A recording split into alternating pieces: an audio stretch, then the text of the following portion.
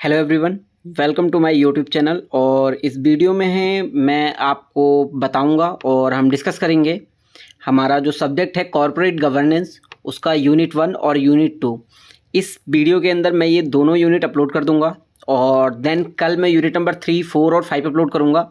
और इस वाले वीडियो में मैंने इसमें मतलब इस मेरे पीडीएफ में मैंने कुछ इंपॉर्टेंट क्वेश्चंस ऐड करे हैं जो प्रीवियस ईयर में पूछे गए हैं, यानी कि समझ लीजिए पिछले जो 10 साल के अंदर जो क्वेश्चंस पूछे जाते हैं। तो हर साल क्या होता है, अलग अलग क्वेश्चन पूछे जाते हैं, कुछ साल सेम क्वेश्चंस आ जाते हैं। तो जो सेम क्वेश्चन पूछे गए हैं मैंने वो क्वेश्चन ऐड किया है।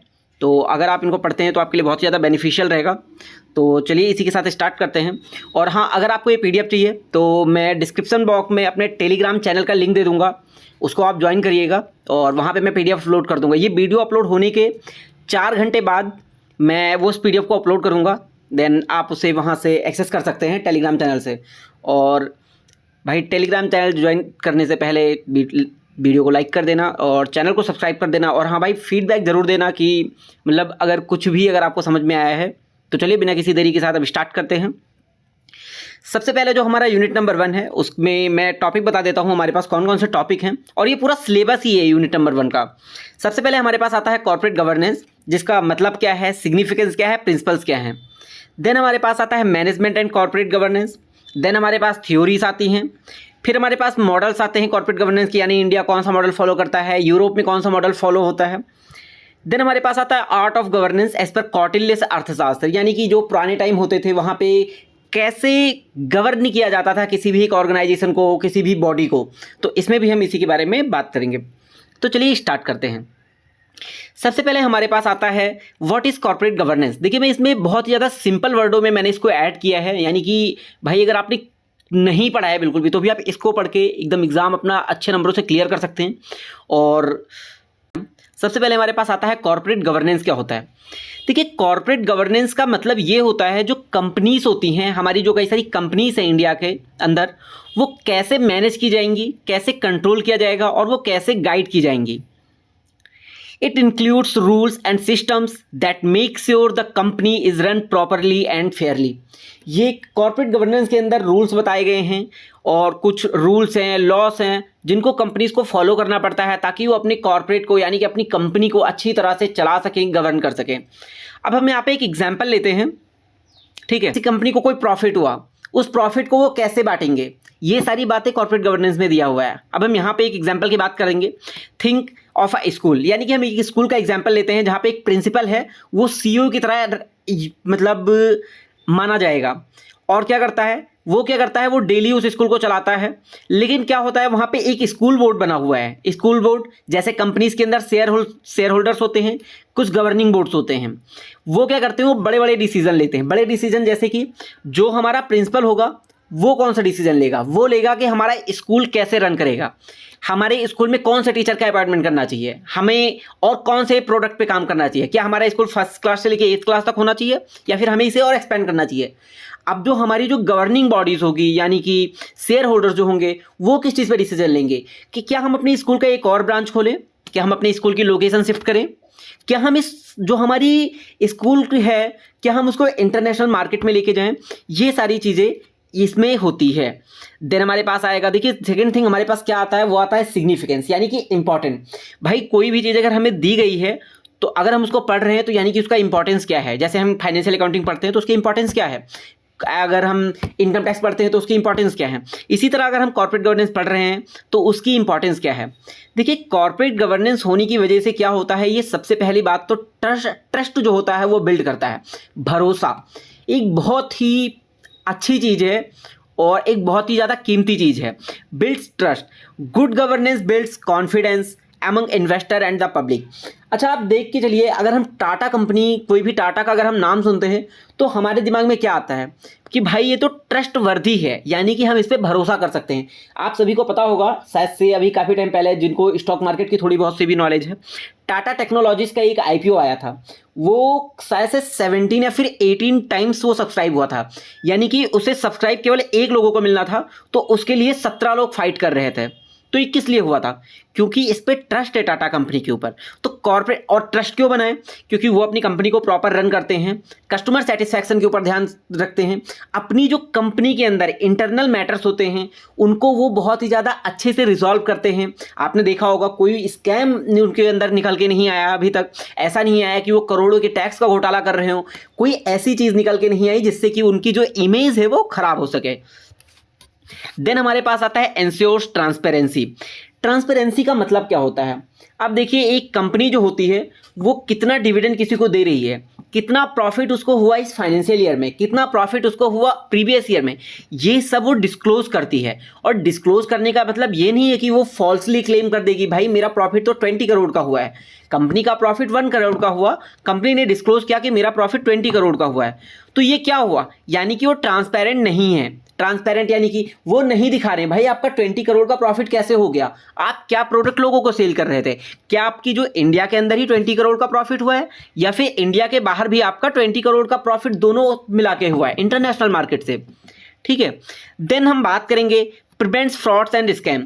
देखिए, कोई भी जब एक गवर्निंग बॉडी है किसी भी ऑर्गेनाइजेशन के अंदर, तो उसका काम एक और भी जो बहुत ही ज़्यादा इंपॉर्टेंट काम होता है वो ये होता है कि वो स्कैम्स को रोक सके, फ्रॉड्स को होने से रोक सके।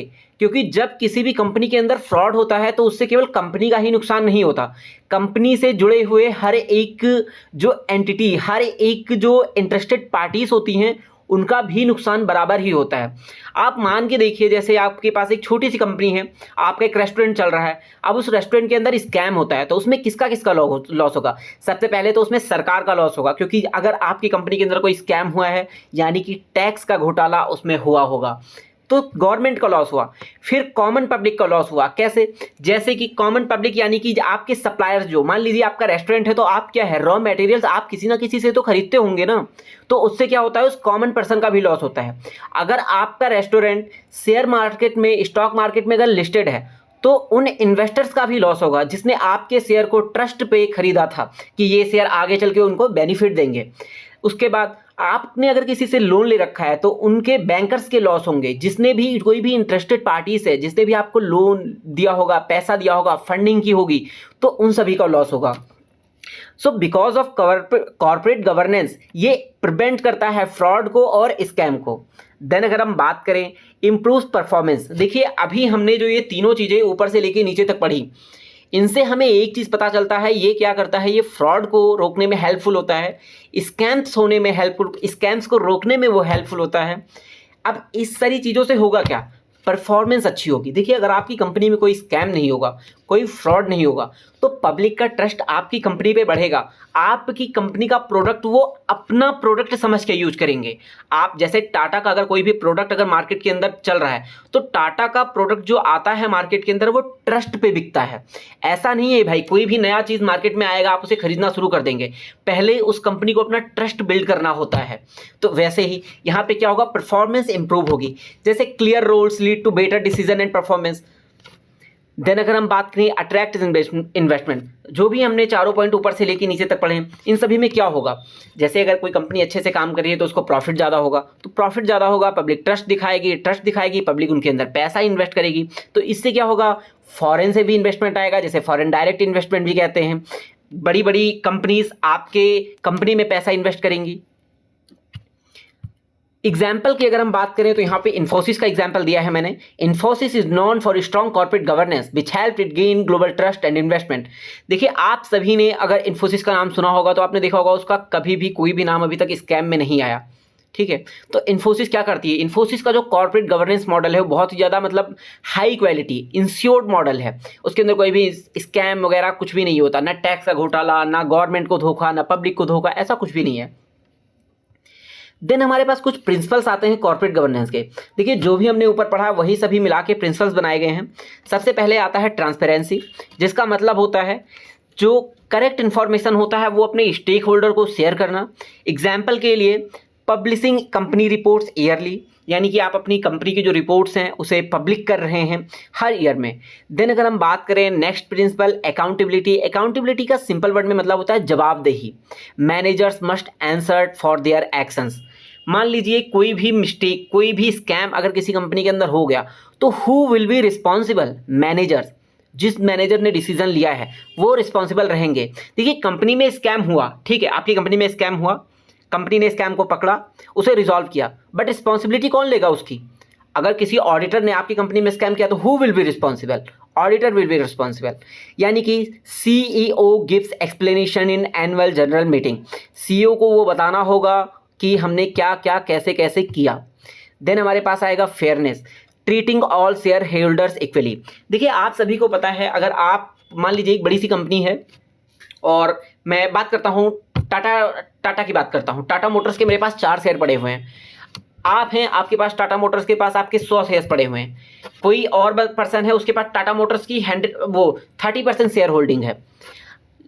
कंपनी के अंदर एक मीटिंग होने वाली है, ऑनलाइन मीटिंग होने वाली है, जिसमें क्या होते हैं, कंपनी ने कुछ डिसीजन लिए हैं, अब उसमें क्या है, वोटिंग राइट माने गए हैं, यानी यस और नो करना है आपको केवल बस। तो ऐसा नहीं होगा, वो कंपनी केवल 30% वालों के पास वो मैसेज आएगा और हमारे पास जिसने 4 शेयर ले रखे हैं और जिसने 100 शेयर ले रखे हैं उनके पास नहीं आएगा। कंपनी की रिस्पॉन्सिबिलिटी बनती है कि वो सभी को इक्वल ट्रीट करे, जिससे कि क्या हो, कंपनी के अंदर फेयरनेस रहे। देन हमारे पास आएगा responsibility, doing duties honestly and wisely. देखो रेस्पॉन्सिबिलिटी एक इंपॉर्टेंट पार्ट है, यानी कि जिम्मेदारी, ठीक है, यानी कि अपने ड्यूटीज़ को प्रॉपर अच्छी तरह से निभाना। जैसे बोर्ड इंश्योर करता है कि वो लॉफुल बिजनेस करे। अब भाई एक बिजनेस है, रेस्टोरेंट ऑनर है वो, उसके बाद एक बोर्ड बनाया हुआ है वहाँ पे, लेकिन वो क्या करते हैं, नॉर्मल चीज़ें बेचने के अलावा वो ड्रग्स सप्लाई करना शुरू कर देते हैं, इलीगल गोल्ड वगैरह वो मंगवाना शुरू करते हैं अलग अलग कंट्री से, फिर क्या कहते हैं उसे ब्लैक मनी कलेक्ट करना शुरू करते हैं। तो ये सब चीज़ नहीं करना चाहिए, ये सब जिम्मेदारी के तहत होना चाहिए। देन एथिकल कंडक्ट, जो सबसे ज़्यादा इंपॉर्टेंट पार्ट है, यानी कि सभी की सभी जितनी भी चीज़ें आपके अंदर, यानी कि जितने भी बिजनेस के अंदर कोई भी इवेंट अगर हो रहा है तो वो क्या हो, वो ऑलवेज राइट तरीके से हो, सही तरीके से हो। जैसे कि not using insider info for profit. Insider trading के बारे में अभी हम आगे भी समझेंगे। देन अगर हम बात करें management versus corporate governance, management क्या होता है और कॉर्पोरेट गवर्नेंस क्या होता है। एस्पेक्ट अगर हम बात करें, व्हाट इट डज, यानी कि ये क्या करता है। मैनेजमेंट जो होता है वो कंपनी को चलाता है, कॉर्पोरेट गवर्नेंस क्या होता है, वो जो मैनेजर्स जो चला रहे होते हैं उन्हें वो गाइड करता है, मॉनिटर करता है। देन अगर हम बात करें कौन करता है, हु डज इट, मैनेजमेंट कौन करता है, मैनेजर्स करेंगे, सीईओ करेंगे। कॉर्पोरेट गवर्नेंस के लिए कौन है, बोर्ड ऑफ डायरेक्टर्स होते हैं, शेयर होल्डर्स होते हैं, कि रूल्स फॉलो हो रहे हैं नहीं हो रहे हैं। अगर हम एस्पेक्ट की बात करें तो जो मैनेजमेंट होता है वो शॉर्ट टर्म गोल के लिए काम कर रहा होता है, लेकिन कॉर्पोरेट गवर्नेंस जो होता है वो लॉन्ग टर्म परफॉर्मेंस के लिए काम कर रहा होता है, एथिक्स के लिए। जैसे कि आपका एक मैनेजमेंट है, उसने एक डिसीजन लिया, भाई हम नेक्स्ट ईयर 4 करोड़ का प्रॉफिट इंक्रीज कर देंगे अपनी कंपनी में, लेकिन कॉर्पोरेट गवर्नेंस क्या बताएगा, आपको 4 करोड़ का प्रॉफिट इंक्रीज करना है अपनी कंपनी के लिए, वो कर लीजिए, उससे कोई प्रॉब्लम नहीं है, लेकिन कोई भी ऐसा कंडक्ट, यानी कोई भी ऐसा काम आप बिजनेस के अंदर नहीं करना शुरू करेंगे जो कि इनलीगल हो।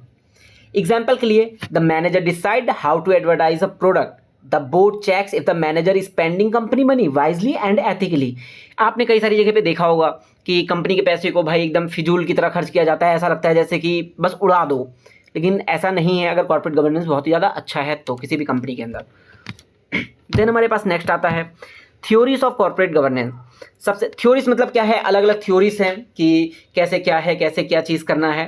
तो सबसे पहले हमारे पास आता है एजेंसी थ्योरी। इसके अंदर क्या होता है, इसके अंदर ऑनर्स होते हैं, यानी कि शेयर होल्डर्स होते हैं, वो मैनेजर्स को हायर करते हैं ताकि वो बिजनेस अपना रन करवा सकें। प्रॉब्लम क्या होती है, मैनेजर्स पैसों का और अपनी जो उनको पावर दी जाती है, रिस्पॉन्सिबिलिटी दी जाती है, उसका गलत उपयोग कर सकते हैं। सॉल्यूशन क्या होता है, आप मैनेजर्स को मॉनिटर करिए, उनको इंसेंटिव्स दीजिए अगर वो अच्छा काम कर रहे हैं तो। एग्जाम्पल, अगर हम उनको बोनस दे रहे हैं, कंपनी अगर अच्छी परफॉर्म करती है सो। देन हमारे पास आता है नेक्स्ट थ्योरी। इसके अंदर क्या होता है, मैनेजर्स जो होते हैं वो loyal, managers are loyal and work for the company's benefit, trust replace strict monitoring. अब देखिए इसका मतलब ये है कि मैनेजर जो होते हैं वो कंपनी के लिए लॉयल होते हैं, कंपनी के काम के लिए लॉयल होते हैं, और इससे क्या होता है, ट्रस्ट अगर आप करते हैं किसी के ऊपर तो आपको मॉनिटर करने की ज़रूरत नहीं है। लेकिन हाँ, मैनेजर्स को भी ये बात सोचनी चाहिए कि भाई वो अपनी कंपनी के लिए अच्छा काम करें, क्योंकि अभी हमने ऊपर वाली थ्योरी में देखा कि तभी उनको बोनस मिलेगा और कंपनी को उन्हें बोनस देना चाहिए। एग्जाम्पल के लिए, a manager who takes care of the company like it's their own house.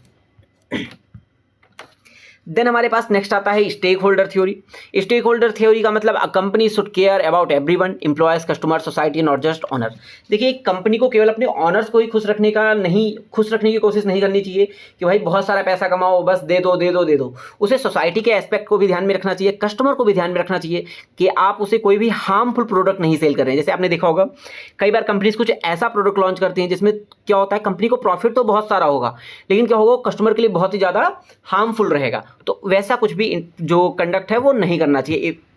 Then हमारे पास आता है नेक्स्ट थ्योरी, जिसका मतलब होता है बोर्ड मेंबर्स ब्रिंग रिसोर्सेज। देखिए बोर्ड मेंबर्स जो होते हैं वो कई बार क्या होता है, कई अपनी रिसोर्सेज लेके आते हैं, सबसे बड़े अपने कॉन्टैक्ट्स लेके आते हैं, एडवाइस लेके आते हैं। जैसे अगर आप किसी ऐसे पर्सन को अपने बोर्ड मेंबर में अगर आप शामिल कर रहे हैं जिसकी जो कॉन्टैक्ट्स वो बहुत ज़्यादा है, बड़े बड़े बिजनेसमैन के साथ, पावरफुल लोगों के साथ, एकदम किसी कंट्री के गवर्नमेंट के साथ में अगर देखिए, अच्छा हम एक एग्जांपल लेते हैं यहाँ पे इलॉन मस्क का। मान लीजिए इलॉन मस्क को हम किसी कंपनी में क्या कहते हैं, बोर्ड ऑफ मेंबर की तरह डायरेक्टर उनको बना देते हैं, तो सोचिए क्या होगा। इलॉन मस्क के पास कितना बड़ा कॉन्टैक्ट है, उनके पास अपना खुद का एक सोशल प्लेटफॉर्म है एक्स नाम का, ट्विटर जो पहले के टाइम पे था। तो क्या होगा, वो कंपनी को क्या करेंगे, उन्हें मार्केटिंग करने की कोई जरूरत नहीं, बस भाई एक बार पता लग जाएगा कि इलॉन मस्क उसमें है, तो कितना बड़ा बेनिफिशियल होगा ये उस कंपनी के लिए जिस कंपनी वो बोर्ड ऑफ मेंबर होंगे। तो इसी तरह ये हेल्प करता है। देन आता है managerial hegemony theory. Top managers have more control than the board में just follow the manager says. Example, एक अगर बिग बोर्ड होगा तो वो जितने भी मैनेजर्स के डिसीजन होंगे उनको बिना क्वेश्चन किए वो मान लेगा। देन हमारे पास आता है मॉडल्स ऑफ कॉर्पोरेट गवर्नेंस। जैसे कि सबसे पहले बात हमारे पास आता है एंग्लो अमेरिकन मॉडल। एंग्लो यानी कि एंग्लो ये जो इंग्लैंड को ही कहा गया है। इसके अंदर क्या होता है, फीचर्स होते हैं जैसे कि शेयर होल्डर्स फोकस्ड होते हैं, इंडिपेंडेंट बोर्ड होता है जो शेयर होल्डर फोकस्ड होता है, यानी कि जो स्टेक होल्डर होते हैं उनके ऊपर ये ज़्यादा ध्यान देता है। शेयर होल्डर जो होते हैं, जो उसके पास कंपनी के शेयर्स होते हैं। और क्या होता है, ये कि इंडिपेंडेंट बोर्ड होता है। और ये कंट्रीज कौन कौन सी होती हैं, यूएसए और यूके में। एग्जाम्पल भी दे रखा है एप्पल का। देन हमारे पास नेक्स्ट मॉडल होता है जर्मन मॉडल। इसके क्या फीचर्स होते हैं, इसमें 2 बोर्ड्स होते हैं, यानी कि एक क्या है, एक मैनेज करेगा, दूसरा बोर्ड क्या करेगा, वो सुपरवाइज करेगा। ये क्या है, ये जर्मनी के अंदर फॉलो किया जाता है। देन हमारे पास नेक्स्ट मॉडल आता है जो क्या करता है, फोकस करता है लॉन्ग टर्म रिलेशंस को, लेस आउटसाइड इंटरफेरेंस को। ये मॉडल कहाँ पे फॉलो किया जाता है, जापान के अंदर। देन इंडियन मॉडल आता है जो ग्लोबली है और फिर लोकल लॉज के ऊपर, यानी कि सेबी के रूल उसमें अप्लाई होंगे इंडिया के अंदर में, इन्फोसिस से, रिलायंस से। देन हमारे पास नेक्स्ट चीज आती है गवर्नमेंट एज पर कौटिल्य से अर्थशास्त्र, यानी कि जो पहले के टाइम पे होते थे वहाँ पे कैसे गवर्नेंस किया जाता था किसी भी ऑर्गेनाइजेशन। देखिए पहले के टाइम पे भी ऑर्गेनाइजेशंस होते थे, राजा के पास पैसा कैसे आता था, लोग जाते थे, कर जो होता था टैक्स यानी कि उसे कलेक्ट करते थे, राजा के पास वो कलेक्शन आता था। उसके बाद उसी पैसे को धीरे धीरे करके सेनाओं पे, गरीब की योजनाओं पे, यानी कहीं पे कुआं बनवाना है, खेतों की सिंचाई करवानी है, तो इन सभी चीज़ों पे यूज़ करा जाता था। मुआवजा देना होता था तो उन सभी चीज़ों पे यूज़ किया जाता था। तो सबसे पहले हम बात करेंगे कौटिल्य के बारे में, कुछ जानेंगे। Kautilya was an ancient Indian thinker who gave rule for good governance in his book Arthashastra. देखिए जो की प्रिंसिपल होते हैं and how they relate to today's corporate governance. देखिए जो हमारे कौटिल्य थे यानी कि चाणक्य थे, जो हमारे चाणक्य जी थे वो देखिए उन्होंने कई सारी चीज़ें कॉर्पोरेट गवर्नेंस के रिलेटेड कही है, यानी कि जो पुराने टाइम पे वो कैसे गवर्न करते थे अपने एक स्टेट को, और वो कैसे आज के टाइम पे किसी कंपनी को गवर्न करने के लिए हेल्पफुल हो सकता है। सबसे पहले ये हमारे पास आता है अर्थशास्त्र प्रिंसिपल। देन इधर साइड में हम देखेंगे कॉर्पोरेट गवर्नेंस वर्जन। देखिए सबसे पहले जो हम बात कर रहे थे की प्रिंसिपल की, उसमें इस पर सबसे पहले आता है धर्म। धर्म पहले के टाइम पे कहा जाता था जिसका मतलब होता है एथिक्स, यानी कि company should follow ethics and law. देखिए हमारी कंट्रीज़ के अंदर कई सारे लॉ बनाई गई हैं। मान लीजिए एक जीएसटी है, इनकम टैक्स लॉ है, कस्टम लॉस है यानी इंपोर्ट एक्सपोर्ट जो बिजनेस करते हैं, और सेबी के रूल्स हैं, गवर्नमेंट के क्या कहते हैं कॉर्पोरेट सोशल रिस्पॉन्सिबिलिटी के कई सारे रिलेटेड लॉ हैं, तो उन सभी को फॉलो करना चाहिए। सेकंड आता है किंग इज अकाउंटेबल। ये अर्थशास्त्र का प्रिंसिपल था। इसमें क्या होता है, जो हमारे सीईओ होते हैं, जो हमारे मैनेजर्स होते हैं, वो रिस्पॉन्सिबल होते हैं। स्पाइस टू मॉनिटर, यानी कि इंटरनल ऑडिट करना चाहिए, रिस्क कंट्रोल के लिए इंटरनल ऑडिट करना चाहिए। देखिए स्पाइस टू मॉनिटर मतलब ये होता है, कई बार क्या होता है तो एक स्टेट है, मान लीजिए हम पुराने टाइम की बात करें, तो क्या काम सही कर रहा है नहीं कर रहा है, इसमें आपने देखा होगा कई बार लोग चेकिंग के लिए जाते हैं। तो आज के टाइम पे क्या होता है, कंपनीज के अंदर अगर कोई बैलेंस शीट आई है, मान लीजिए बहुत एक बैलेंस शीट आई है और अलग अलग डिफरेंट टाइप्स ऑफ रिपोर्ट्स आए हैं, P&L है और रिसिप्ट एंड पेमेंट्स है, सोन बहुत सारी रिपोर्ट्स होती हैं। तो उनको चेक करने के लिए क्या होता है, एक एक्सटर्नल ऑडिटर आता है, उसको चेक करता है भाई जो ये सारे हैं मैच हो रहे हैं, इसके इनवाइसेस कहाँ हैं, बिल्स कहाँ हैं इनके जो आपने ट्रांजैक्शन करी हुई है, तो ये क्या करते हैं, वेरीफाई करती हैं। तो इसी तरह इसमें दिखाया गया है। देन जो होता है अर्थशास्त्र के प्रिंसिपल के बारे में, फिर अगेन वही है, पीपल्स वेलफेयर फर्स्ट, यानी कि जो लोगों को भला है उसको सबसे पहले रखना चाहिए। इसी तरह यहाँ पे जो हमारा कॉर्पोरेट गवर्नेंस वर्जन है उसमें क्या बताया गया है कि आपको कॉर्पोरेट सोशल रिस्पॉन्सिबिलिटी करनी चाहिए, सर्व करना चाहिए, यानी कि सोसाइटी को आप सर्व करें, इन्वायरमेंट का केयर करें। ऐसा नहीं है आप कोई सिगरेट बना रहा है तो क्या कर रहे हैं, अगर कोई 10 सिगरेट बना रहा है तो इसका मतलब ये नहीं है कि वो इन्वायरमेंट की बिल्कुल भी फिक्र नहीं करेगा। भाई आप सिगरेट बनाते हैं और जब कोई इसको स्मोक करता है तो उससे प्रॉब्लम क्या आती है, जो उसका धुआं होता है वो जाता है और हमारे इन्वायरमेंट को क्या करता है, पॉल्यूट करता है। तो इससे क्या करे, जो कंपनी है उससे कुछ ना कुछ काम करना चाहिए सोसाइटी के रिलेटेड। जैसे कि मान लीजिए उसने अगर कहीं ऐसे पब्लिक प्लेस है तो उसने पानी पीने के लिए कुछ बनवा दिया और लोगों के बैठने के लिए कुछ बनवा दिया, प्लांटिंग करवा दी बहुत सारी जगह पे, तो ये सारी चीज़ें। देन हमारे अर्थशास्त्र प्रिंसिपल के अंदर आता है डेलीगेशन ऑफ पावर, यानी कि जो अपनी पावर है उसे डेलीगेट करना चाहिए, यानी कि नीचे की ओर थोड़ा थोड़ा देते रहना चाहिए, डिवाइड करना चाहिए। तो ऐसे ही जो कॉर्पोरेट गवर्नेंस वर्जन है उसमें क्या होता है, जो बोर्ड की कमेटीज होती हैं वो कई सारी अलग अलग टास्क को वो हैंडल करती हैं। एग्जाम्पल अगर की हम बात करें, just like Kautilya said the king should listen to minister, modern CEO should listen to the board and shareholder. पुराने टाइम पे क्या होता था, जो कौटिल्य होते थे वो कहते थे कि जो राजा होता है, राजा के जो मंत्रीज होते हैं अलग अलग सेक्टर में, उन्हें उनकी बातें सुननी चाहिए। उसी तरह आज के मॉडर्न टाइम में यही चीज़ लागू होता है कि जो सीईओ होते हैं वो क्या करें, वो मैनेजर्स की बोर्ड ऑफ डायरेक्टर्स की और जो शेयर होल्डर्स की है उनकी बातें सुने और उनको फॉलो करें। देखिए इसी के साथ हमारा जो यूनिट नंबर 1 है वो कंप्लीट हो गया है, यानी कि अभी विथिन 20 मिनट्स हमने यूनिट नंबर 1 कंप्लीट कर लिया है। और देखिए मैंने साथ में कुछ क्वेश्चंस को ऐड करे हैं और ये क्वेश्चन बहुत ज़्यादा इंपॉर्टेंट है। देखिए ये जो शॉर्ट आंसर क्वेश्चन है ये आप भले ही ना करिए क्योंकि ये शॉर्ट नोट में पूछे जा सकते हैं, लेकिन जो ये लॉन्ग आंसर क्वेश्चन है इन्हें आप ज़रूर फॉलो करें, यानी कि इन्हें आप ज़रूर एक बार प्रैक्टिस कर लें, लिख के देख लें, जिससे कि क्या हो आपको एग्जाम में कोई प्रॉब्लम ना हो। और इसी के साथ हमारा यूनिट नंबर 1 खत्म होता है। और भाई जिस किसी को भी नोट चाहिए तो सबसे पहले तो क्या करिए, आप डिस्क्रिप्शन बॉक्स में जो लिंक दिया गया है उसके थ्रू आप टेलीग्राम चैनल ज्वाइन करिए। और टेलीग्राम चैनल पे मैं इस नोट्स को, जो हमारे पास ये पूरा नोट्स पड़ा हुआ है, इसको मैं अपलोड कर दूंगा। इसमें यूनिट नंबर 1 यूनिट नंबर 2 दोनों दिए गए हैं।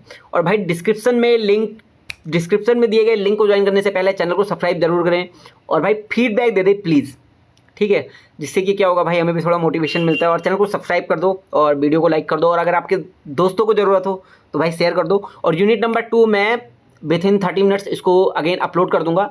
तो यूनिट नंबर 1 तब तक पूरा करो और ये क्वेश्चंस प्रैक्टिस करो। थैंक यू सो मच और चैनल को सब्सक्राइब करो। Bye bye.